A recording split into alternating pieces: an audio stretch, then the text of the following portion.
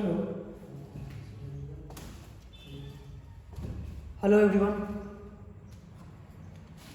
आज हम पढ़ेंगे एक वीडियो जिसका रिमूवल टू का क्वेश्चन है, उसको हम सॉल्यूशन करेंगे। इसका वीडियो और भी हम डाले हुए हैं चैनल पे, आप उस वीडियो को देखिए और इस सॉल्यूशन के बारे में समझिएगा। देखिए, इसमें एक सेंटेंस है,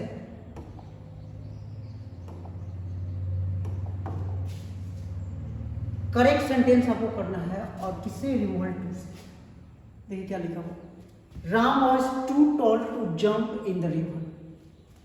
अब ये जो टू यहाँ पे लिखा हुआ है और इसके बाद है टॉल, तो पहले तो आपको ये समझ जाना है कि टॉल जो है वो एडजेक्टिव है। तो पिछले क्लास में हम बताए थे कि ये जो टू का हम प्रयोग करते हैं, ये जो टू का हम प्रयोग करते हैं, ये होता है एडवर्ब। और टू का प्रयोग हम नेगेटिव में करते हैं। किस में करते हैं? नेगेटिव में, और ये एडवर्ब होता है। तो उसी तरह से कोई लंबा व्यक्ति है तो ये तो पॉजिटिव हो, लेकिन चलो फिर भी अगर हम टू का प्रयोग कर दिए हैं तो आगे की कहानी समझेंगे कि to jump in the river. ये सेंटेंस इसको चेंज करने के लिए है तब ये सेंटेंस सही है, लेकिन अदरवाइज हम एक सिंगल सेंटेंस हम लिखना चाहते हैं तब ये गलत है।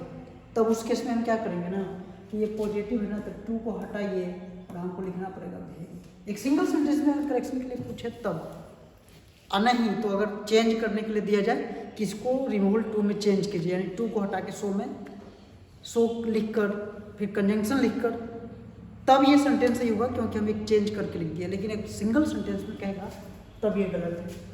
Rama so told that he can play a game. अब यहाँ पे देखिए, he can play a game लिखा हुआ है, तो इसका मतलब क्या हुआ कि इसमें जो कैन के बाद हम प्ले का प्रयोग किए हैं, ये टॉल एडजेक्टिव है, इसमें सो एडवर्ब है, लेकिन हम इसको टू की जगह पे सो में तब्दील करके चेंज करके हम बना दिए हैं, इसको डायरेक्ट हम चेंज कर दिए हैं। तो ये सेंटेंस क्या हो गया, सही हो गया। सेंटेंस क्या हो गया, सही। और उसी तरह से इसमें देखिए, he was so wise that he could not solve this question, कि अब वो इतना तेज है, इतना बुद्धिमान है कि वह इस सवाल को हल नहीं कर सकता है। तो अब बताइए, एक तो सो का प्रयोग किया, तो सो हम बताए थे आपको, जैसे अगर हम बात करें कि जो सो का प्रयोग हम करते हैं, ठीक है,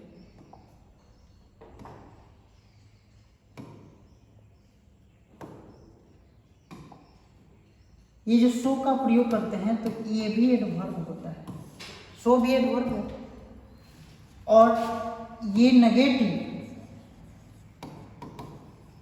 तथा पॉजिटिव ये दोनों में होता है, नेगेटिव तथा पॉजिटिव दोनों में होता है। सो भी एडवर्ब है। तो उसी तरह से जब हम इसमें पढ़ रहे थे कि ये जो सो का प्रयोग किए हैं, तो ये तो पॉजिटिव है, चलो ठीक है, लेकिन हम क्या गलती किए ना कि इस नोट को लगाकर क्या होना चाहिए, कुड सॉल्व दिस क्वेश्चन। तो वाइज है पॉजिटिव, तो इसलिए इसमें नोट का प्रयोग हम नहीं करेंगे। अब ये सेंटेंस सही हो गया। और उसी तरह से चौथा एग्जाम्पल देखा जाए, दूसरा सही है, तीसरा भी सही होगा क्योंकि नोट का प्रयोग इसमें हम नहीं करेंगे। चौथा बोला कि is too young to dance well. अब देखो यहाँ एक सिंगल सेंटेंस में हम सुधार करने के लिए दिए, लेकिन अगर इसको हम चेंज करने के लिए देते हैं कि इसको बाबू रिमूवल टू में चेंज कीजिए, तब ये सही माना जा सकता है और फिर इसको हम चेंज करेंगे। लेकिन ऐसा नहीं है, तब ये गलत है। टू के जगह पे हमें क्या यूज करना पड़ेगा, वेरी। अब ये सही हुआ कि he is very young to dance well. अब ये सेंटेंस क्या है, सही है। The school is too costly that we can not read here. अब यहाँ पे देखो, पहले तो वी कैन नॉट, हम एक कंजंक्शन के बाद सेंटेंस स्टार्ट कर दिए, तो रिमूवल टू में इसमें क्या किए कि टू के जगह पे पहले तो आपको क्या करना पड़ेगा, सो। अब कॉस्टली है, ज़्यादा महंगा है, तो ये तो नेगेटिव में ही आएगा ना, नेगेटिव एडजेक्टिव में ही आएगा क्योंकि ज़्यादा महंगा है।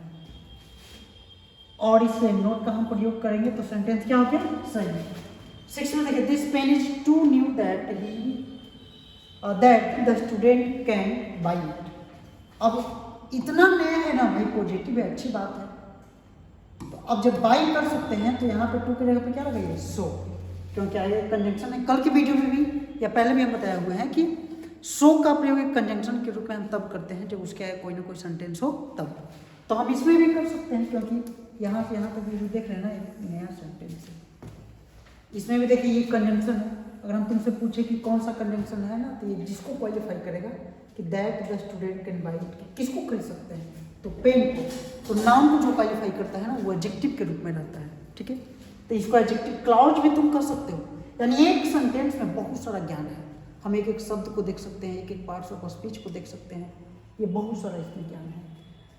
अब देखिए इसमें क्या गलती हुआ कि स्कूल तो है, हम यहाँ पे सही कर दिए, लेकिन इसमें गलत है।